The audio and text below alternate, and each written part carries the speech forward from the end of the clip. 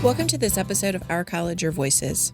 This week, we're going to replay the student panel for you from the Student Success Summit.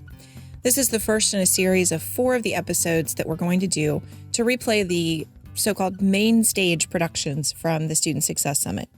If you attended the summit, don't forget that you can check the Ivy Events app to also view the video of these presentations and see information about other presentations that you attended. And you can check to see if you were one of our award winners.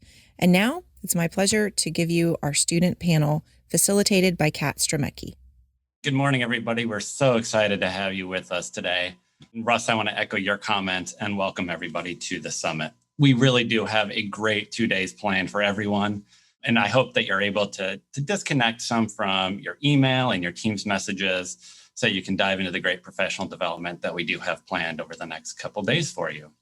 Next, I want to make sure that we thank Sungage for sponsoring our panel this morning. Please be sure to explore our sponsors' virtual booths by clicking on all sponsor features throughout the next 2 days, as they really do make this event possible. So thank you to Sungage and to all of our sponsors for their support of this year's summit. I know for many of us, one of the highlights of the Student Success Summit each year is getting to hear directly from our students. So it's only appropriate we begin by hearing directly from them here today. To start things off this morning and to begin our summit, I'd like to introduce Kat Stremiecki, who will moderate our first panel. Kat is the Assistant Vice President for Student Life, Development, and Wraparound Services in Systems Office. Kat, welcome. Good morning. I am really excited to be here this morning. I'm excited to introduce our panel here in just a second. I will tell you the best part of my role of working as the AVP for Student Life and Wraparound Services is totally working with the SGA Presidents Council. I get to serve as the advisor to this amazing group of students. And I have 3 of our presidents with us today. First, you might be curious about what exactly SGA Presidents Council is. So each of your campuses has a student government association who serves as the liaisons between students and the campus and college administration. Within their role as SGA presidents, they get to serve on the SGA Presidents Council. And so this group meets throughout the year. As you can imagine, it is a very high energy meeting with 18 SGA presidents from across the state. Things that they work on throughout the year: in the fall semester, they work with their campus teams to do our SGA feedback project.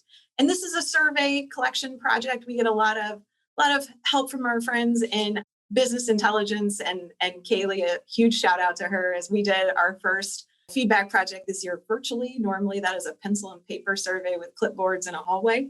And so it was a little different this year doing it virtually. We take that data from the feedback project and we use it to select our legacy project. And our legacy project we work on from about December until April, and the students will research a topic and then make a set of recommendations from their research.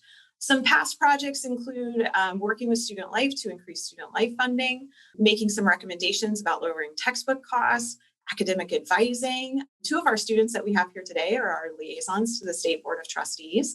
That was also one of their legacy projects a couple of years ago. And then most recently, selected in December of 2019, I always like to tell folks when we selected that project, because COVID-19 stole our thunder. And their project last year was how might we improve the online student experience. And so their recommendations just happened to be ready about 3 days before we went virtual. So their recommendations were super helpful in that process. Now, I'd like our panelists to go ahead and introduce themselves, and I'll go ahead and call you one by one so it's a little easier for you to know when to go. And if you could just give us your quick 30-second introduction. Who are you? Where are you from? What do you do? Those types of things. And Julian, we'll start with you. Nice to see you all. My name is Julian Franklin. I'm studying legal studies here at Ivy Tech. I'm the student government president at the Muncie campus. I'm also on the state board as a student liaison. I'm enlisted into the National Guard. I leave for basic practically when I graduate Ivy Tech, so that's fun. And I'm super into politics. Most people that know me know that. What's your long-term goal, Julian? Long-term goal, I hope to be in the state Senate someday. I plan on running for public office. Awesome. Kirsten, how about you? Hi, everyone. I am Kirsten Taylor. I am at the South Bend Elkhart campus. I am studying human services and legal studies together. Long-term goals, I would like to work with victim advocacy or as a crisis counselor, but I also like to work with students, so I'm not sure where I'm going with that. I am SGA President at South Bend Elkhart Campus, a BSU President. I am an S&T facilitator for NSLS, and I'm student rep for diversity, equity, and belonging. Nice. How about you, Liana? Hello, good morning, everyone. My name is Liana Steverson. I am the SGA President of Lake County. I'm in my second year, my last year here as a healthcare specialist major. My long-term goals, I have a lot. It's a lot of things I want to do. I'm so ambitious, so I want to do everything. But long-term, I really want to create work that has a positive impact on everyone. So nice to meet you all, and I'm excited to get started. Awesome. And then everyone, I have a list of questions that I gave the presidents a little bit of a head start on. But if you have a question, it's probably best to post it in the Q&A. I see the chat over on the right side of my screen, and that is going rapidly through. And so I don't want to miss your questions. If you have a question for the panel, please put it in the Q&A. So, presidents, we are halfway through the fall semester. Can you believe that this weekend is Halloween? I can't believe it's Halloween. How's it going? How's your semester going? How you doing? For me, it's going all right. Of course, there's areas where I can improve, like studying when I should be, not playing games, or hanging out with friends and doing fun stuff. But sometimes you got to do the homework and you got to study and put the hours in and do the work. So I'd say that's where I have to improve. For me personally, is just doing it. So yeah. I appreciate that honesty, Julie. Me? Kirsten, how's it going? How's your semester going? It is going. To be honest, the first 8 weeks was pretty difficult due to some health issues, but the support that I received from Ivy Tech staff and faculty was super amazing. So I got through that, not with flying colors, but I got through it really well. And I managed to stay focused and recovered. So I'm feeling great. I'm very confident about myself this semester and still on the dean's list. So congratulations. Nice job. That's a tough thing to do. Liana, how about you? How's your semester going? My semester is going better now. At first, like Kirsten said, it was a little rocky. I was taking 4 classes, which was a lot. I think I was a little too ambitious with how much I could actually do realistically. So like Julian was saying, I've been able to really get myself on a good schedule and create a good routine for myself, which has helped tremendously. My grades weren't as well as they were. I didn't make the dean's list, but I still did good this semester. So pat myself on the back for that. I'm so glad to hear about that, because we had a conversation about that before fall break and you were concerned. So I'm glad that went well. So I know you guys and your SGA colleagues across the state are pretty overachieving folks. Tell me how you think the rest of our students are doing, how they're doing this fall semester, how they made it through the spring and summer. Do you think that they're doing as well as you guys seem to be doing? I think that my fellow students are having a hard time getting engaged with Zoom meetings. There's just a lack of connection with the professors if you're not seeing them face to face. I know that's a problem for me. I much prefer in-person classes for me personally. I know a few students that are like that, but there are also students that enjoy Zoom meetings. They like, hey, I can sit at my house.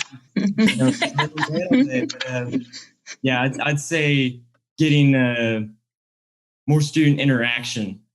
I'd say that's a big one. Have you seen any good examples of that? Of folks trying to interact with students? Yeah. My biology teacher, she's great at talking to students after class. And then for the Muncie campus, I know that there's the Learn Anywhere. And so there's usually 3 to 4 students in my biology class that are there on Zoom. And then there's about 10 that attend in person. And she makes sure that she talks to everybody, regardless if you're at Zoom or in person. Oh, that's awesome. That's a new concept for us, the Learn Anywhere model. So I'm glad to hear it's working well for you on your campus. Like Julian said, I think a lot of my Lake County peers are feeling the same way. It's very stressful. This is a really stressful time. And some of my health teacher I'm actually taking something that he started doing was in his recorded Zoom meetings, he'll have like on the side a transcript of the actual recording. So like you can go back and listen in on the lecture. You can fast forward it or skip back to a part you didn't quite get. And I think that's a really awesome feature that I really hope that like more professors start to use, because that helps students out so much. And I know when I was talking to some of my classmates, they were saying how much that helped them with taking notes. It helps just so you can get yourself in like a better structure. So I wanted to throw that in there too. Oh, nice. That's a really great tip. How about you, Kirsten? How's your students doing? We're chugging along. So I think over the last 8 months, it's been pretty difficult for a lot of students, just grasping the concept of still being on Zoom. I think last semester, we were hoping that this semester we would be in classes. So it's hard to connect with the students and to get them to participate in events. I know some of the clubs are struggling, but I think that the faculty and staff have been very supportive and flexible, probably more flexible than they may want to be sometimes, but to help the students. And so, the communication, I think, is pretty good. It just really gets students involved in activities that's a little difficult right now. You guys have all mentioned getting involved on campus and that type of stuff. And I know that you guys are really involved on your campuses, maybe in other student organizations and that kind of stuff. Do you have any suggestions? I know we've got a lot of advisors of student organizations out there. Are there some good things that folks have done to get students engaged, maybe outside the classroom, perhaps through student life or other co-curricular opportunities, other organizations and that type of stuff, maybe that you've seen that's worked really well? I have seen like CCEC has been really good with getting students involved in different things. Diversity, Equity, and Belonging has done a lot of collaboration to get students involved. So those are two that I can think of top of my head that are two areas where they seem to have really good luck with getting students out. Good. Anything to add, Julian or Liana? Well, here over at Lake County, we have found that student engagement is best when there is food involved. Yes. You get the best turnouts when there's really food involved. And sometimes, I feel like, especially now, it's a lot harder because you're not really focused on being involved in campus, just because I feel like students are already dealing with so much with the pandemic. So you're adjusting with things that are going on with work. And if you have kids who are also learning online, it's hard for you to try to learn learn online yourself, and then also try to teach your kids. I think that the issue that we're all running into is just trying to find a balance of how to get students engaged without things feeling a little overwhelming for them with wanting to be engaged in school. Because we have so many amazing programs already in place that even I didn't know about until I started getting involved more. That I'm like, oh, all these things are in place that can help us. And there's so many chances for other students to say things that if they knew about these things and it wasn't too overwhelming for them, I think that we could increase engagement, if that makes sense for you all. Oh, yeah, totally makes sense. Totally makes sense. And you're right, food does draw a crowd. I think it was our Columbus campus student life officer who figured out in the spring semester how to still get food to students for events, which I thought was really creative. So we have a ton of questions already in the Q&A. So I want to make sure that we take a look at those. If there was one thing you could add to your campus that supports students, what do you think it would be? Childcare. That's a difficult one, but that's a big thing in this area. So I would have to say childcare. Yeah, that's a pretty common one that folks. Yeah. Yeah. Any other thoughts, Julian or Liana, about what you might add? Maybe during a pandemic or maybe post-pandemic. Someday this will end. A cafeteria. A cafeteria. Yeah. Yep. Some or of like kind of like a meeting area. Maybe not like a full cafeteria, but yeah. Yeah. I know some of your campuses don't have food service. Go ahead. I think some that students might benefit from now and even beyond now is if we had something to help with mental health, like something that even if we had maybe like a class where we could teach students how to manage their time, or how to, or even I'm going to use myself. I am, like I said in my intro, I'm a very ambitious person. So like, I want to do all of the things, but you can't do all of the things at the same time. And I feel, and so I really do. I think that if students if we had something where we were maybe able to learn how to do that, or even if we had like a hotline or something that students were able to call to, talk about how to work through stressful times, I think that would be really beneficial to the students and even the staff, because life is stressful and sometimes we need help working that out. Totally true. I would love to add that like student therapy would be a good one. I know for the Muncie campus that there's a few Ball State, I'm pretty sure they have degrees or are studying therapy, and they come in and like you can have an office to yourselves and just talk about it.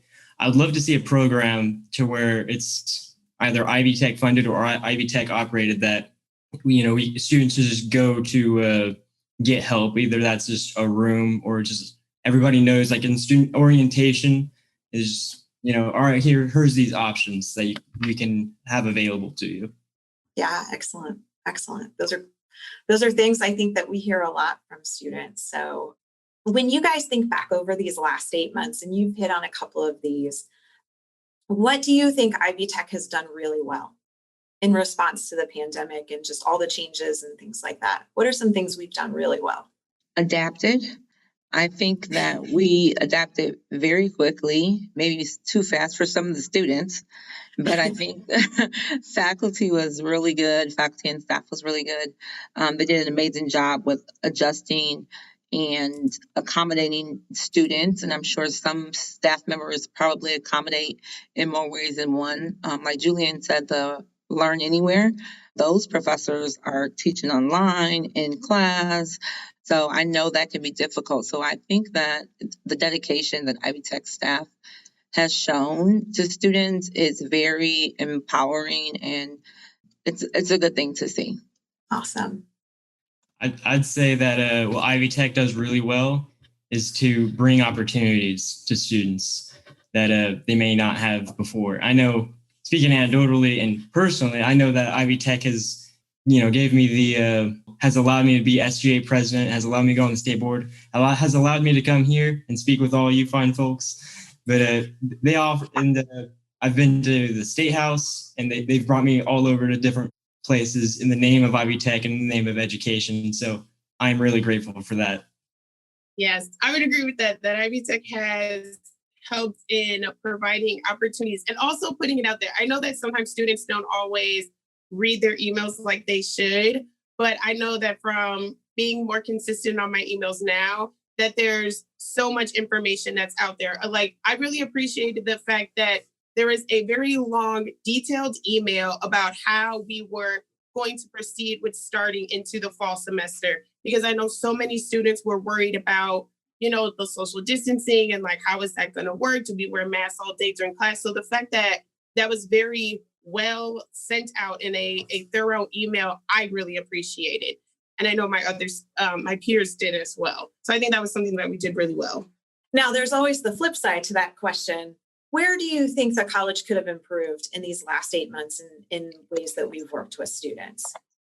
I think the student orientation, it should hammer away on how to utilize the tutoring room, for example, how to set appointments with your advisors or even the tutoring room itself and your professors.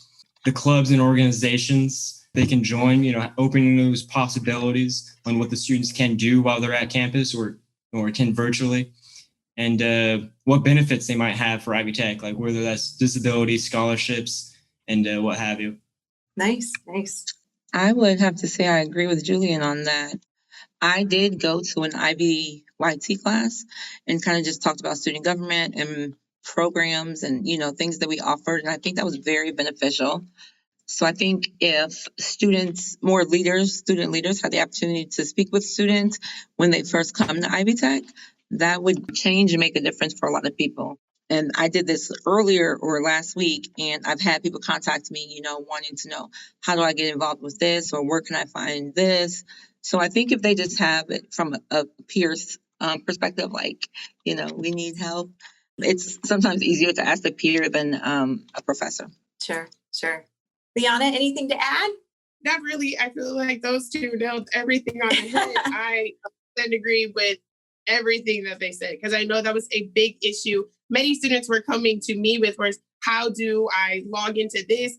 Big issues with the testing center sometimes, or like matching up the time. So I agree, if they maybe could have thought about, our older students who are not so tech savvy, how do we navigate through Zoom? How do we access certain things?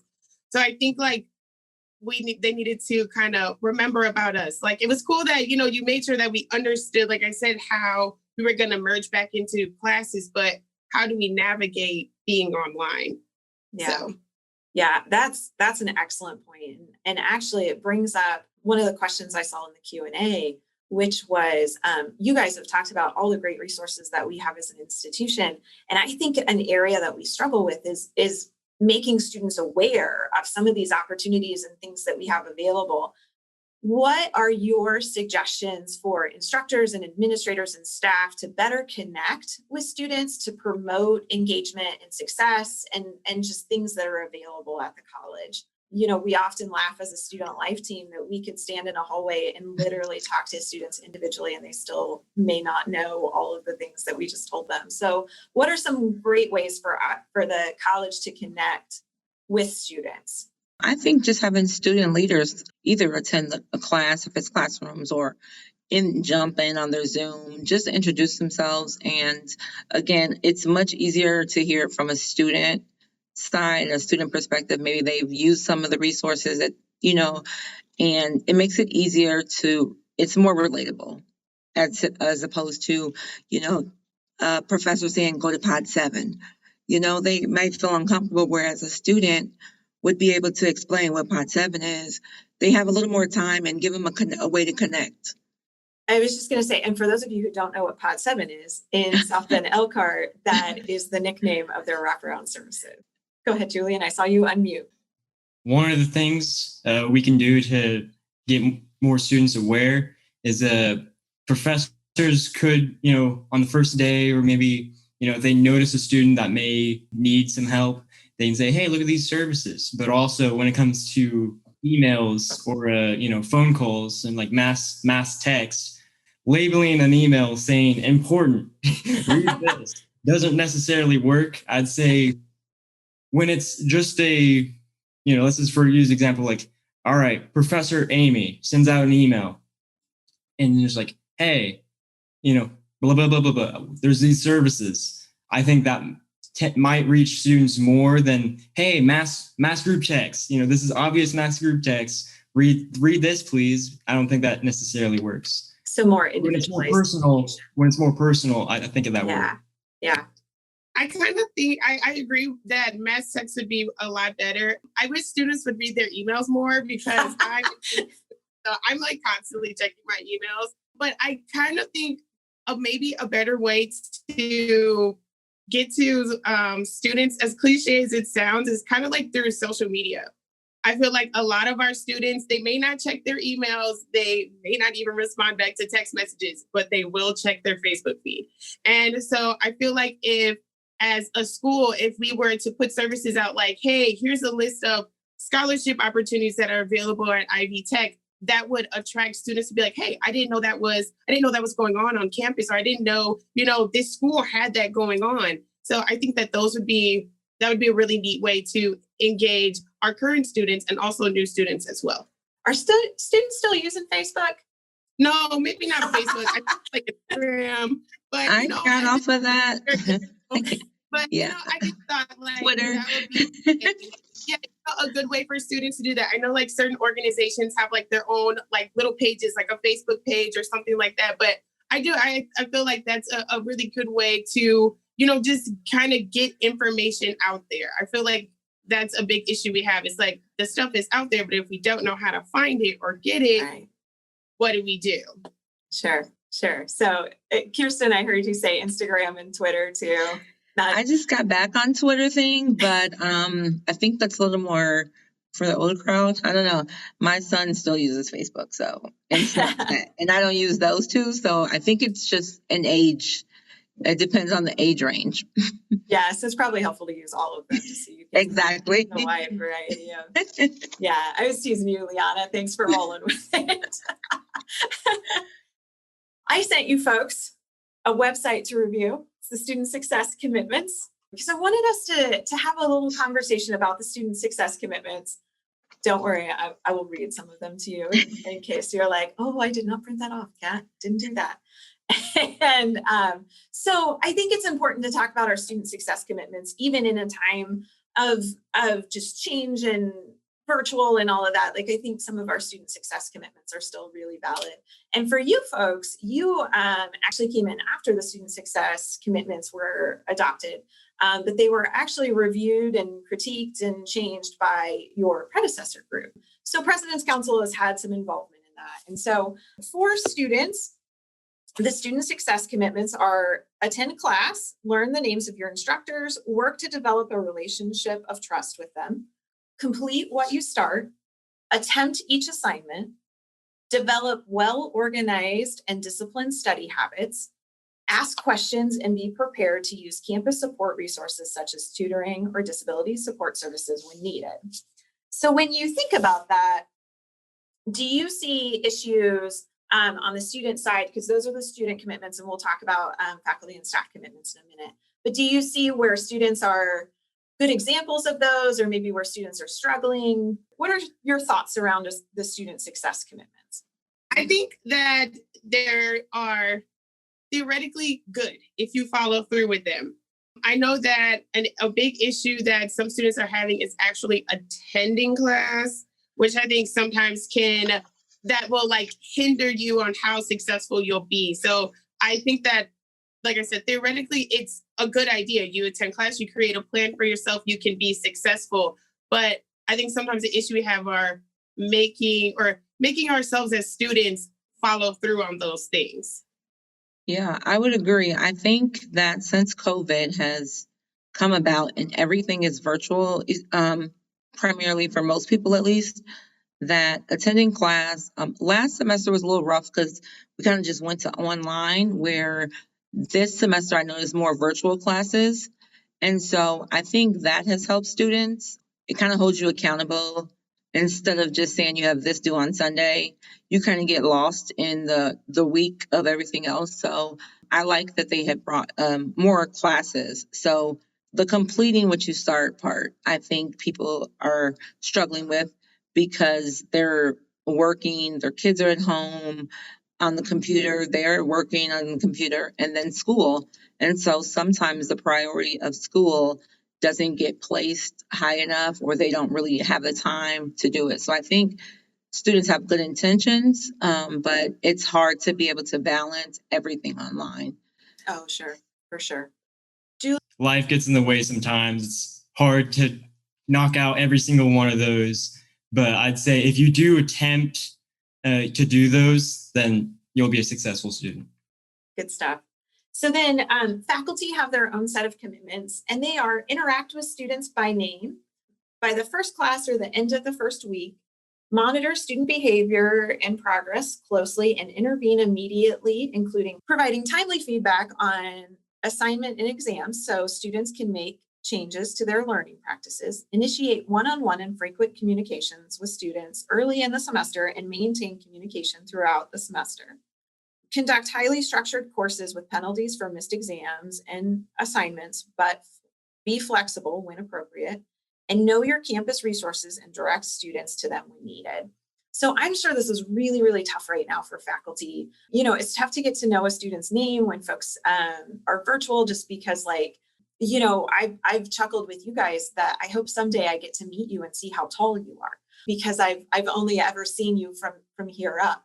So, you know, I would recognize the three of you in person because I see you on your camera and things like that. But sometimes it's really challenging because students don't maybe have a webcam. And so some of these things are a little challenging in a virtual world. So when you think about the faculty commitments, are you seeing good examples at your campuses that you want to give a shout out to of folks who are living these commitments?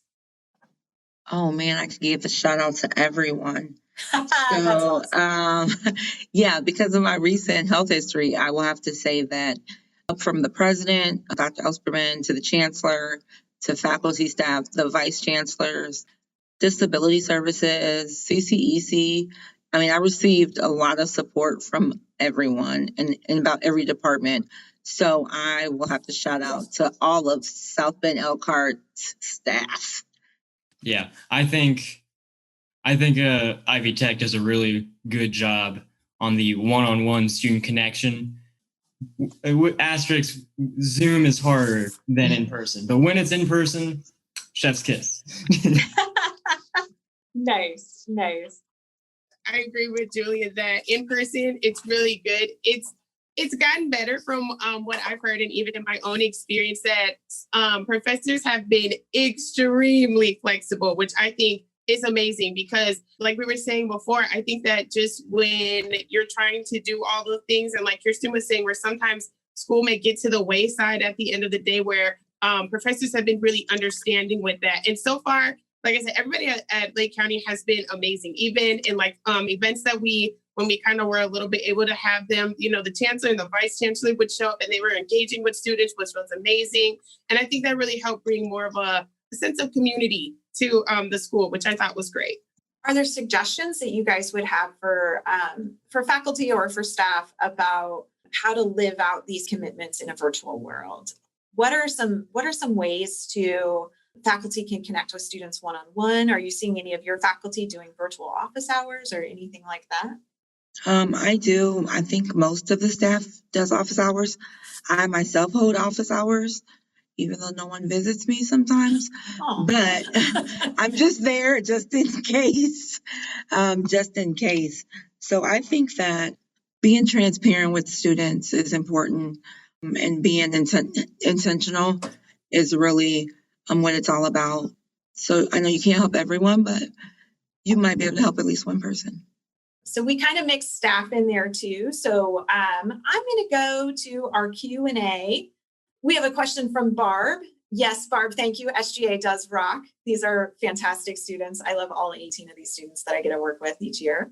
How do you see yourselves using the skills you are learning right now in your future career? I feel like I'm going to work at Ivy Tech in some realm. Yeah. So I think I'm just preparing to stay here. Yep. That's my most honest answer for you. I think what skills I can use from what Ivy Tech has given me through these meetings and whatnot, I'd say whenever I'm on the job and we have a group meeting, I feel like I can be the voice of the people I'm around, even if I'm not in leadership and a leadership role. But hopefully I get elected, and I feel like this will definitely help me. But you're making some good connections, that's for sure. How about you, Liana? What are you learning? I think that for me, everything that I've been involved in has helped build my confidence in knowing that I can do the things that I want to do. And that's something I can't even express how grateful I am for that. Just to be able to be in this position, to be able to talk to you guys and know that my voice matters it has helped empower me to be able to empower other people, which has been really great. And it's something that I really hope that we can get more students, even though it's difficult to be able to experience this, because this has been great for me. And I want other students to be able to feel the same kind of confidence and these same skills that I've been able to acquire to help in everything I do. I even use like my leadership skills when I'm at work. Sometimes things will be conflicting at work, and I'm like, you know what? I was in a similar situation to this. Well, how will my Clifton strengths help me deal with this situation? So I appreciate it, and I really am grateful for the opportunities that I've been given. I love that you reference strengths. That's my favorite. So I'm seeing some questions in here just about some of our different technologies. Some confusion between Ivy Learn and My Ivy and how to access information there. We talk about this at orientation, but there's a lot of information coming at students there.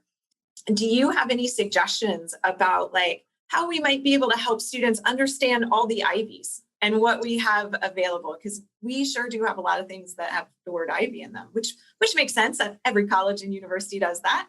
And so, how would you help students know all the different types of technology and what each of them mean? What are some suggestions that you have around there? IVYT classes. As soon as you come in, I think that if they set up their IB Life accounts then, at the very beginning when they first come in, they know around what to do. But when you get students already started and they're just wrapped up in everything else, it's really hard for them to, go back and try to figure out all this stuff about IB Life. Yeah. So we have IB Life, My Ivy, Ivy Learn. Mm-hmm. In Ivy Learn, I just call it Canvas because it's just, right. I just change it so I don't have to add that part. Just make them nervous. Do you find that other students just call it Canvas too? Yeah. Yeah. Well, probably because they talk to me, but okay. I don't know if they really would have, but it's just easier for me to distinguish the differences. Yeah. And then you have Ivy Cares. Which is a department, which is not one of our tech platforms, but still, and then you also have Ivy Assist, which is a platform. Yeah. So we almost need like what they have at Purdue during Boiler Gold Rush, where they have like the thesaurus, not the thesaurus, the list of definitions of all the things, of all the weird words. We almost just like need the glossary. That's the word. We almost need the glossary of Ivy Tech. A little card to carry around. Yeah. That might be a good idea. Like a little business card with all those information. Yeah. I don't know who does that, but sorry if I'm going to make you do extra work. I see Barb posted in the chat an Ivy language. Yes, exactly. Yeah. Good stuff.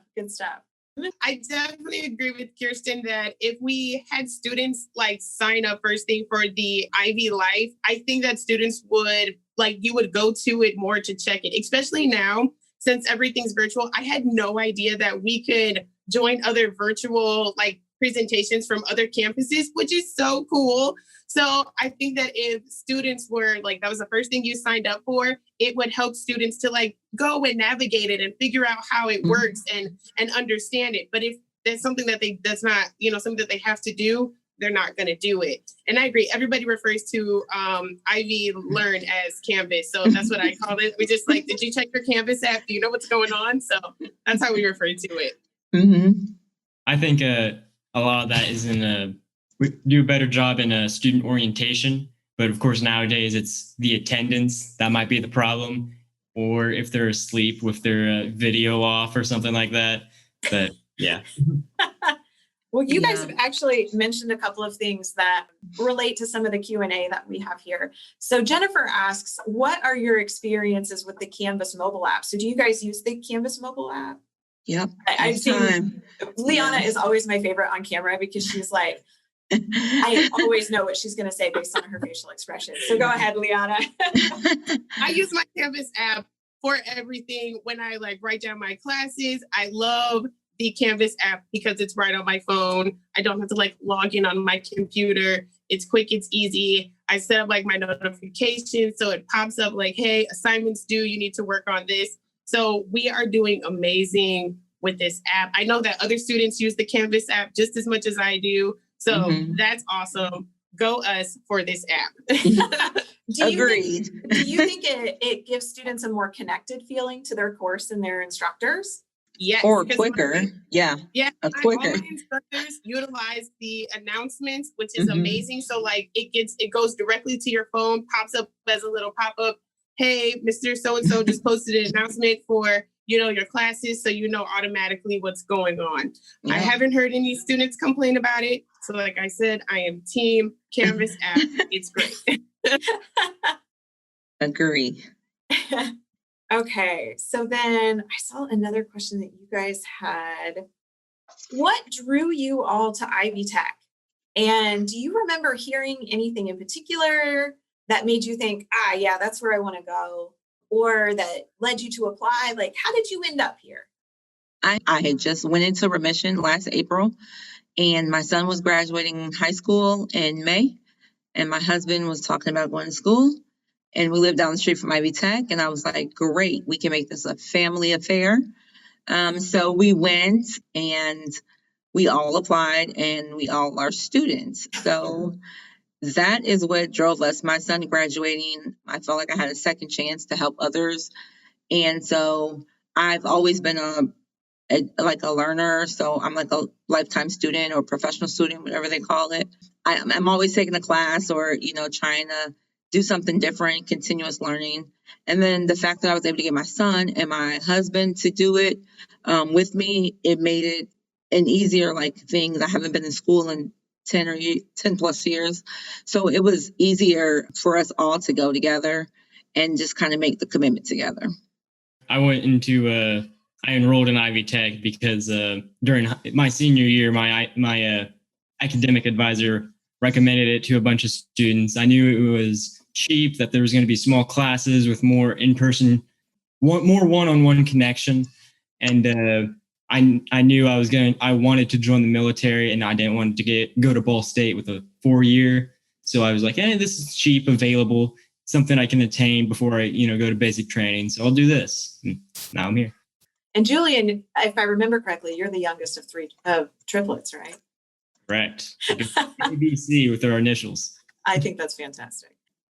How did I end up here? Well, my story is a little different. Initially, right after high school, I went to college and I partied a little more than I probably should have went to class. So I ended up coming back home. Yeah, I mean, it's true. I did. So I ended up coming back home, really sitting down and figuring out, what do I want to do with my life and how do I get to where I am now, to where I want to be. After doing some soul searching, I kind of already knew I wanted to go to Ivy Tech when I had came back, just because it allowed, I had already known, I had some friends that were in it. And so I already knew that the classes were a little bit smaller, and it was going to help me kind of get back into a more school routine that I knew that I needed to be in. I really wasn't sure at the time exactly what direction of healthcare I wanted to be in. I knew I wanted to be in healthcare, but I wasn't sure where. And being here at Ivy Tech has allowed me to explore that more and figure out where I want to go within medicine and do it at my own pace and not feel rushed. So that's how I'm here. That's awesome. I always love hearing the SGA presidents or any of our students' Ivy Tech story of how they ended up here. So thank you all for sharing that. I appreciate that.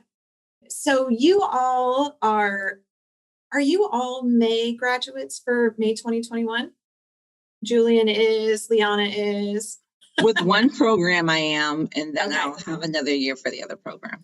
Okay, so when you guys think about being a graduate next summer, what do you think are your employment opportunities or your internship opportunities next summer? Are there things that you're looking for in particular? Julian, I know you're in a different situation because you're leaving for basic training, but what are your post Ivy Tech career plans? And where are you seeing opportunities and internships and things like that? At Ivy Tech? Well, did you want to go? You can totally go. Yeah, I'll probably just be at Ivy Tech in some realm. I have found it to be like a family and a place that I could see myself being long term. So I can't be a student forever, obviously. I will run out of degrees here, but I could see myself just here at Ivy Tech. We're going to ship you off to graduate school in student affairs. Well, I'm going to go to graduate school, but still be at Ivy Tech. Yes. I think I've thought about it too, because if I ever go into education, Ivy Tech is definitely on the radar. Yeah, it's a great place to be. Liana, are you looking at jobs or internships for next summer? Kind of, sort of. I'm in between. I think definitely my goal is that after I graduate, I'm going to transfer, go into psychology, but I still want to be a part of Ivy Tech. So I don't know if I will, maybe be like a PA for a professor or something, but I totally agree with everything Kristen and Julian say. I kind of don't want to leave you guys just yet. But as far as opportunities go, I feel like with the skills that I have acquired from being here and the networking that I have of people I have met and connections I've made, I feel really confident about going forward into the job force with the skills and the knowledge that I have, I feel very confident. I'm like I said, I really feel like I could do anything now, and it's great. That's amazing. Mm-hmm. So you might be stuck with us for a long time. See, for everyone out there listening, this is why we have a term limit for SGA Presidents Council. Because they never want to leave. It's true. We make it pretty awesome. So, Liana, this question is directed to you. It's from Amanda. So you mentioned that if something is not required, a student may not do it. Any of the three of you can answer this question too, because I'm sure that you have a lot of feedback on this. Would you recommend to faculty that they incorporate some of these things that might be happening outside the classroom as assignments or extra credit to ensure some of these things happen? What are your suggestions around that? Yes, I would agree. I do think that if it's not required, students probably won't do it just because, and I really think a lot of that is just because of everything that's going on, because it's really stressful trying to balance school and work and kids and life. It's a lot. But I think that professors having like assignments that are geared towards current events and what's going on, I really think that helps keep students engaged and also keep them aware of what's going on.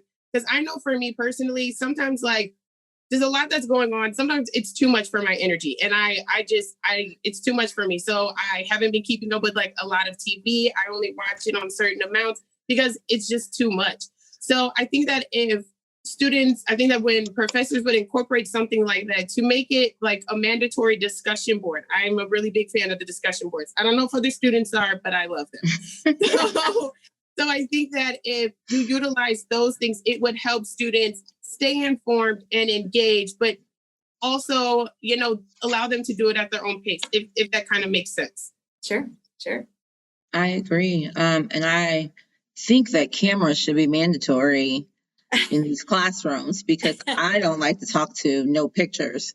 And so I can imagine a professor trying to teach, wondering if everyone is asleep. So yeah, that bothers me when I'm the only person with my camera on, but I don't want my teacher to feel bad. So I'm sure your faculty appreciate it. Yeah, I think that should be like a mandatory thing. Yeah. I know it's tough to make it mandatory just because I know, well, as we talked about for this today, I said to you all, I'm like, if you think your internet connection is going to be unstable, please go to campus. I'm on campus. I see that you're on campus. Yeah, so am I. and I have like fiber internet. I have amazing internet. But I know that the more you add cameras to a Zoom session, it can be challenging for students' internet. A lot of our students are hotspotting their phones to be able to be on Zoom. And so what are some ways then, if a student can't turn on their camera, that you would encourage faculty to do to engage students? Maybe see why. Maybe they don't have a laptop with a camera on it, or maybe they don't have a laptop at all. So maybe just finding the needs as to why they're not doing it, because it may be something other than they're just have their camera off. Oh, somebody made a good point in the chat. Some of our students are embarrassed about their environment and may not want folks to see their living situation. Yeah. That's a really, really great point. Thank you, Susan. I was thinking that, or making students utilize the chat. I know sometimes even I don't get on my camera, especially if I'm, feel like I'm not looking the best, or, we're doing work at my house. If it's a lot going on, I don't have my camera on either, but I try to at least be in the chat. So my teacher knows that you may not see me, but I'm totally I'm here. So I think that if we had students maybe better understand how Zoom operates and how it works, that students would be more inclined to utilize it in different ways. And maybe even if professors put it in their syllabus, for this class, there needs to be some kind of participation. If you're not on camera, then at least you need to be using the chat, using the little clap, so at least we know that, or, at least your professor understands that you're there and they can engage with you in some form. Yeah. I agree. I know my husband had a class last semester, and for the whole semester, he was the only person who had his camera on. So I don't even think the professor ever knew what any of the students looked like. And I thought that was kind of weird because you can't connect with them and you can't. I think if students understood really how their professors could really benefit and how they can really help them in the long run, as far as mentorships and all kinds of things, they would try to connect more. Yeah. Oh, Marcia posted a great comment too. If students are concerned about their background, maybe using a virtual background, I always laugh with folks that I work out of my basement. I'm fortunate that we have a finished basement and that I have the ability to work out of our basement, but I set my camera ever so slightly sideways because we have many things behind me. A lot of things. And so I don't need folks seeing all the boxes and things that make it look like we just moved in. So I can understand that where a virtual background might be helpful for that for me. I've been in the closet before. Yep. Kind of when you have a lot going on out there, you just go in the closet and sit, cut a light on. So I think people have to improvise. They have to be creative. Yeah. Instead of just saying no, they just have to find ways and stop making excuses. Yeah. I think it's tough for people too, because like you guys have said it a couple of times, like everybody's home right now, especially last semester. So people's kids are running around in the background and that can be kind of challenging too. People feel like it's distracting. I know at one point as I've been sitting here with you folks, I watched somebody walk through behind me and I'm like, oh, I can see how that's distracting because like I'm by myself all day. So I don't have a lot of distractions going on too.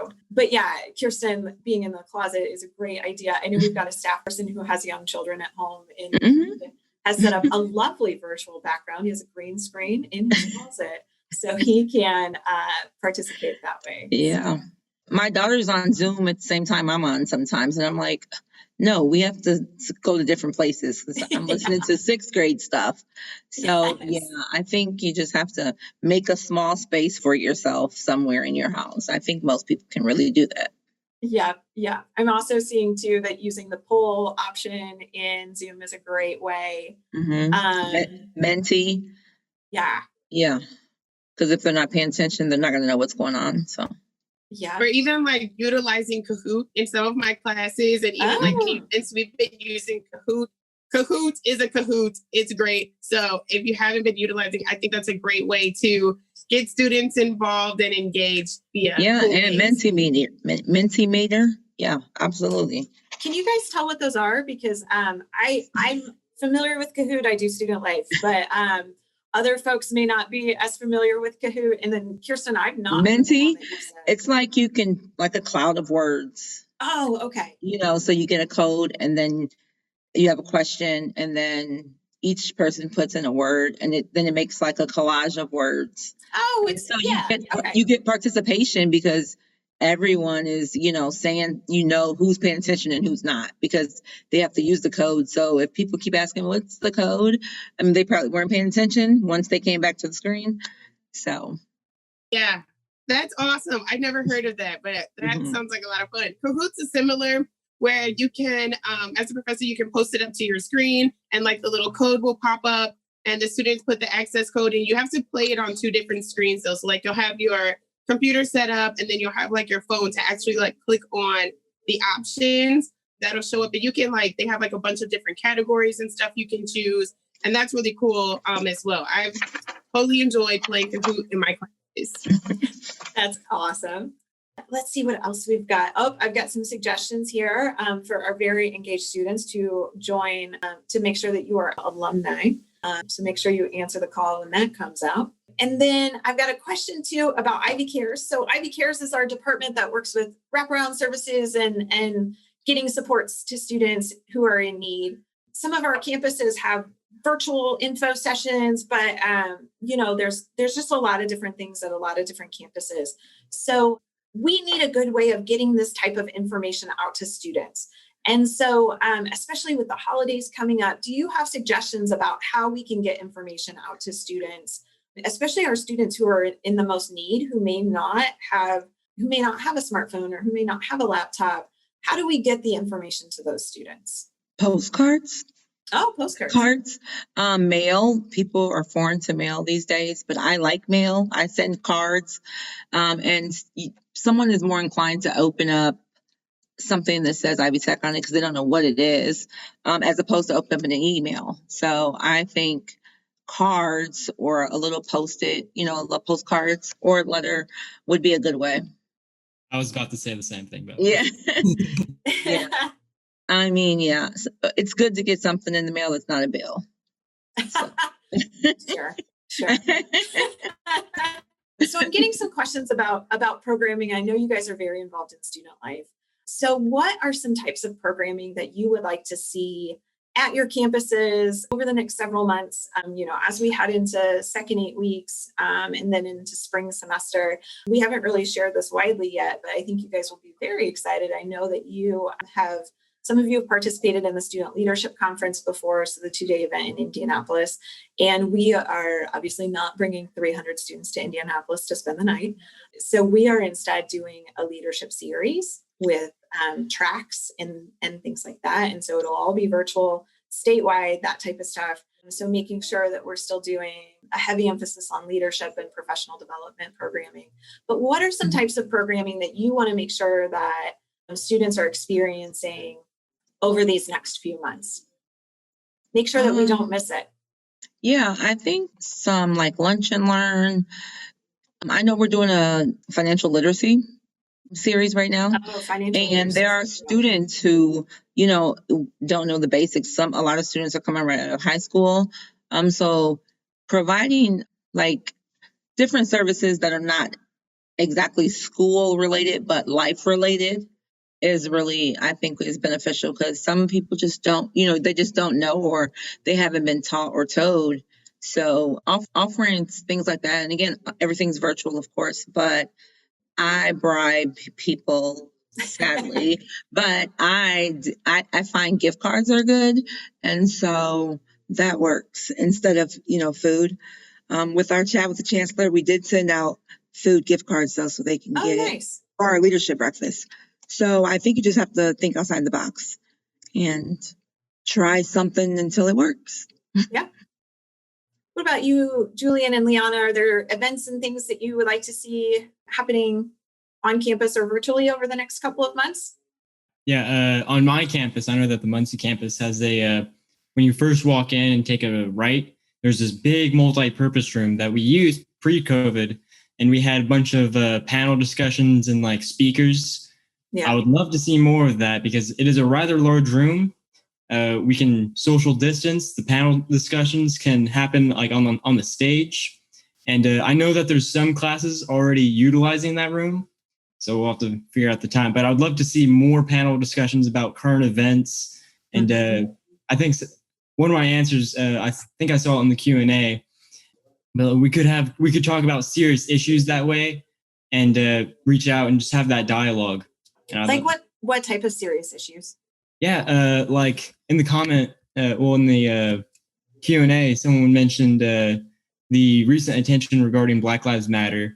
What would you do differently to bring positive awareness? I'd say bring those panel discussions, like have like people from Black Lives Matter and from police just talk it out, and students can attend either virtually or in person. It's a rather big room that we can social distance, so I think we're good. And it's already required mask, as most of you already know. But I'd love to see that dialogue. I'd love to see it happen. Yeah, candid conversations, like real life conversations. Well, that was something that we were actually trying to do exactly that at Lake County. But the issue we were having was that students weren't showing up. They weren't signing up for it.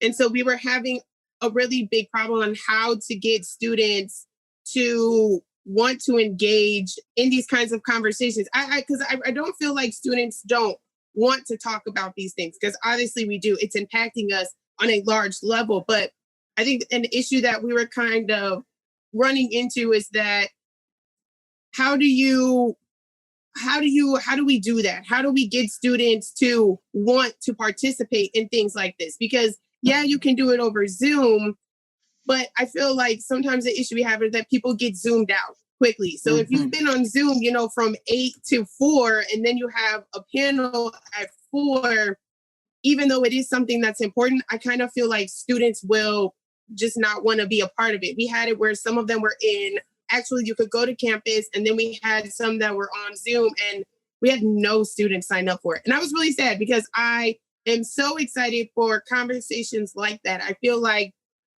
we can't positively change things if we don't talk about it, to know that there's an issue, or to understand where other people or where both sides are coming from. But the issue we have is like, how do we get students to want to be a part of that? So LA County, that's an issue we were trying to deal with, is how do we get students to be involved in it? I did another panel a couple weeks ago or a couple months ago when the census was going on, and the only people who attended were other staff and professors. I didn't have any students show up, which kind of sucked because I felt like it was very important for students to be there. It was a lot about the census I had no idea about, and having professors there and other people who were actually dealing with the census, there was so much information there that it was a little disappointing that my students didn't show up. So I'm not exactly sure how we can combat that. I think that's something that we're all just trying to figure out to do as a whole, as a collective. So one thing that we did pre-COVID is that at the time I was in a history class, and after the class, we're like, all right, the panel discussion is going on. We're like 5 minutes late. Let's go. Extra credit points to who comes. You don't have to come. But if you do, 5 extra credit points. And then, this is mostly, I feel like if we were to do a discussion like this, it'd be mostly through the mouths of the professors. Like, hey, extra credit to whoever attends. Yeah. One way to do it. And we do have some pretty great ways in student life of tracking attendance for instructors. Yeah. So that way, like, if you want to know who attended, chances are, if it's an event that's being put on by the Office of Student Life, we are absolutely tracking attendance. Yeah. So y'all, we have come to the end of our time today. I knew it would go so fast with you folks. So I really want to thank you for taking the time to do this today. It's been a blast to chat with you. I miss you all very much. And so I'm going to turn it over to Dr. Baker to take us into the next part of our agenda. Thanks, you guys. Thank you for having us. Absolutely. Thank you. Well, thank you, Kat. You do a fantastic job, by the way, interacting with students. It's clear you have great energy. And we really want to also thank Liana, Kirsten, and Julian. I know their campuses are proud of them, from Lake County, South Bend, Elkhart, and Muncie. So one last shout out to those 3 campuses for having such great students that were able to give us a fantastic start to today's summit. Thanks again for listening to this episode of Our College, Your Voices. I want to thank Kat Stremiecki and all 4 of the students who participated in the panel. It was a great session live. It was great to listen to it again, and I hope you got a lot of value out of it, whether this was your first or your second time, or maybe a multiple time listening. I'd also like to thank Gretchen Keller and Kathy Long for helping us to secure the audio of this presentation. I'm your host, Kara Monroe. You can connect with me on Twitter at KNM Tweets. You can reach us by email at ourcollegeyourvoices@ivtech.edu. Don't forget, you can also leave us a voicemail at 317-572-5049. Don't forget, if you're an Ivy Tech faculty or staff member, you can join our Microsoft Teams listener community. Just open up Teams, go to the Join a Team button, and find the listener community. It's the Our College, Your Voices listener community. Our website is ivtech.edu/podcast. Production assistance for this and every episode provided by Becky Campbell, Sarah Ferguson, and the Ivy Tech Community College marketing team. And our podcast concept is by Matthew Pittman. Theme music, recording, and post-production services provided by the incredible Jen Eads at the Brassie Broadcasting Company. And we will talk to you next time on Our College, Your Voices.